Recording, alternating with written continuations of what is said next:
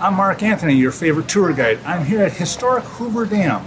We're going to break a myth here. People believe that there are bodies buried in the concrete. There are not. There are officially 96 people who died building the dam. The unofficial death toll is probably several hundred. There is, however, one body buried at Hoover Dam. Not in it, but at. And he is a dog. He's buried here, and this is his story.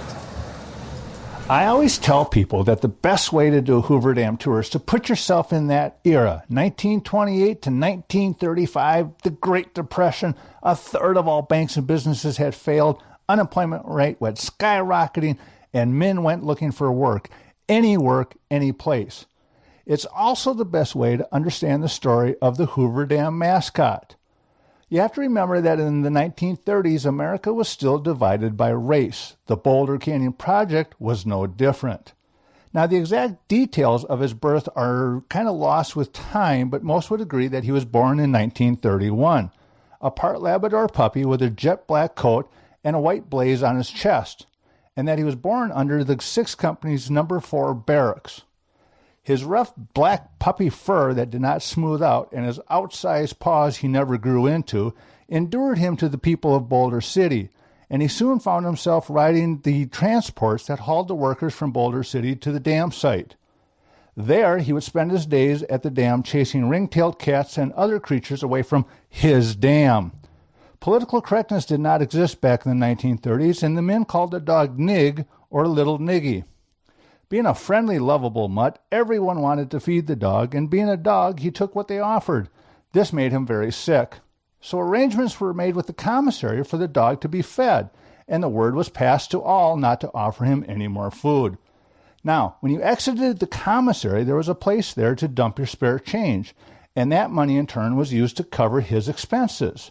Now, the commissary would pack a lunch for him every day, and he learned how to carry it in his mouth when he boarded the transport.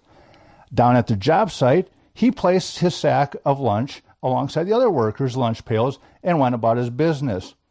Now, when the lunch whistle blew, he would run down and he'd sit with the rest of the workers, patiently waiting until someone opened up his lunch sack for him. He was loved by most of the residents, and it was a well-known fact that if you got caught kicking or harming the dog, you were promptly escorted to the town limits and told never to come back. On February 21st, 1941, it was a little hotter than usual and very sunny. Nig was hiding out under a truck. The driver never noticed the sleeping dog when he started up the truck and drove off, killing him almost instantly. News of the fatal accident spread quickly, and later, the rough and tough men of 6 Companies Incorporated wept openly as they chiseled an appropriate place for the Hoover Dam mascot's tomb, complete with a memorial to their departed friends. According to many sources, the guides that work at the dam today are not allowed to speak of the dog or mention his name, and here's why. In the late 1970s, a Wisconsin tourist by the name of Clarence Kalin complained that the plaque had racial overtones.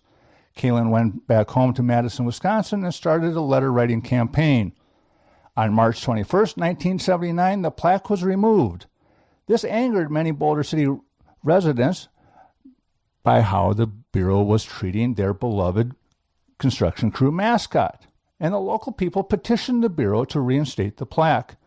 Eventually, the locals did prevail, and a new plaque was put up that told the story of the dog who adopted a dam, but it left off the dog's name.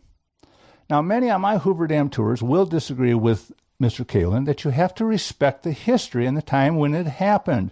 You can't change history, you only have to learn from it. You also have to look at what the dog meant to the people that worked on the dam and honor that. So the next time you're at Hoover Dam, just before you go down the escalators to start your tour, take a look to the left and you will see the grave. Stop by and say hello to the dog that helped build a dam. I'm Mark Anthony, your favorite tour guide, and there you have it, the history of the damn dog. I hope you enjoyed this video. Please like it, and please leave your comments below.